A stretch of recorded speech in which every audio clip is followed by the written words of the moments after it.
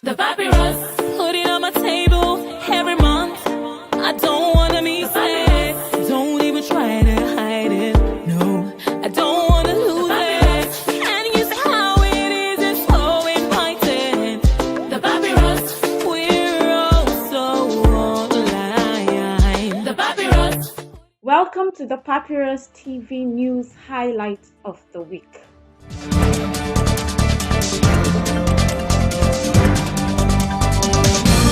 Governor Agbokefas of Taraba State has urged top government functionaries in various positions to strive and uphold the value of accountability and good governance. Kefas said this while declaring open a 3-day induction retreat for top government officers in Taraba State at the Nigerian Army Resource Center, Abuja. Declaring the 3 days induction retreat for commissioners, members of the State House of Assembly, High Court judges, permanent secretaries and heads of board and parastatals. He said that the induction workshop is designed to equip the participants with necessary knowledge, insight and tools to excel in their jobs. He urged them to accord priority to the welfare of the people and also to be accessible to them. He disclosed that Taraba State is blessed with an abundance of human and natural resources, as he insists office holders must inspire citizens to reach their full potentials. The Secretary to the Taraba State Government, Barrister Gibbon Timothy Katabs, said in his welcome address that the induction retreat portrays Taraba State Governor as a pragmatic leader. He stressed that the retreats will afford the participants to understand their responsibilities and demands of their various offices. Since the state government is going to put in place a performance indicator to measure and check the performances of its office holders to ensure productivity. Resource persons who delivers various papers at the retreat commended the state governor, Agbokefas, for his foresight in organizing the event, thus predicted the induction course for the state government appointees to provide a variable platform for growth and development in the future. Delivering his paper, Country Director of Budget, Mr. Gabriel Okeu, noted that Taraba was at its lowest levels as far as the economy is concerned. He, however, commended the state government for investing in training its main policy makers. Since the state's internally generated revenue, IGR was bound to increase given the new leadership at the helm of affairs. Okeu, however, stated that the new administration needed to investigate why the IGR was dwindling over the years. He also advised the government to make adequate use of technology in its efforts to attract investors to the state by building a functional website. Dr. Peter Akpe, whose paper was titled Understanding the Governance Landscape, said Taraba has done well to organize the training. He said the various lecturers lined up at the retreat will fine-tune the focus of office holders, as he believes the output and results were bound to be better given the types of fresh perspective of governance. Adding all hands will have to be on deck for progress. The induction workshop was attended by members of the National Assembly from Taraba State, former Governor Joli Nyami, former Deputy Governor Alhaji Almayau Dauda, and other dignitaries from outside Taraba State.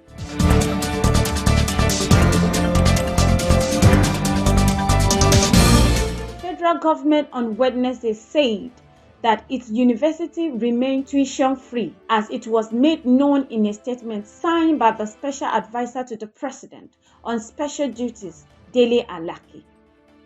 The statement said it was widely reported earlier this week across some news media outlets that the federal government has increased tuition fees in different universities in the country.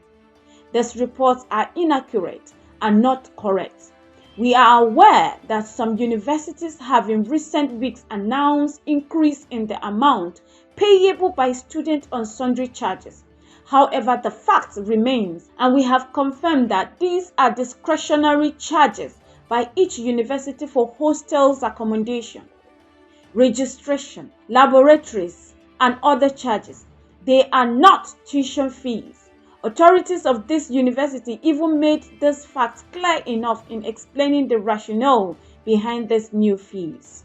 For avoidance of doubt, federal universities in Nigeria remain tuition-free. President Bola Ahmed Tinubu remained committed to his promise of ensuring that every Nigerian, regardless of the economic situation of their parents, have access to quality tertiary education. In addition to the student loan scheme under the student loan bill signed into law by President Tinubu last month, which will go into implementation ahead of the next academic session in September. The federal government will also strengthen other mechanisms to support indigent students. Part of the government's plan to make sure all diligent students complete their education on time, withstanding the parents' financial situation, includes work study, merit-based scholarship and grants.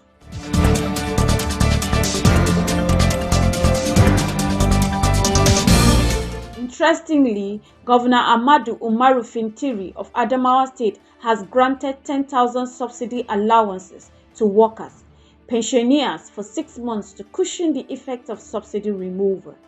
The Chief of Staff to the Governor, Dr. Edgar Amos, who also chairs the Special Committee of Mitigating the Effect of Fuel Subsidy Removal, announced the decision of the Governor to journalists at Government House Yola on Wednesday. Furthermore, Dr. Edgar Amos revealed that the Governor has given the green light for the full implementation of the national minimum wage for local government workers starting from next month's salary. In addition, 70 trucks of maize and 20 trucks of rice are to be distributed to citizens at reduced prices. They also intend to purchase 50 trucks of fertilizer to sell to workers at a subsidized rate and provide shuttle buses to workers. The chairman of the Trade Union Congress, TUC, in the state, Dauda Adamu Aliyu, however, pressed the state government actions, stating that these measures will significantly alleviate the burden of the workers.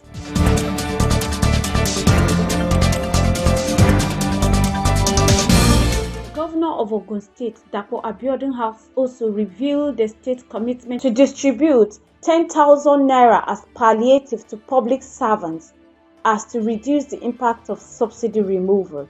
The governor made this known on the 25th July 2023, as he said paying special allowances is nothing novel or new to the system, as it's just in this instance we have designed alongside the members of our labor unions and didn't just wake up one morning and arbitrarily chose to pay them 10,000 naira.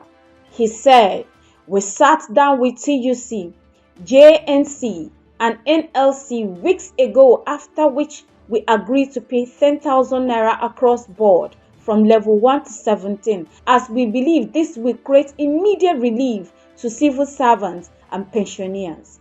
This amount will be paid over the next 3 months, since we have identified the need to have an immediate mid-term intervention and long-term intervention." Governor Abiodun further said there will be 2,800 direct and indirect beneficiaries of cash palliative, as he expects the private sector to follow suit.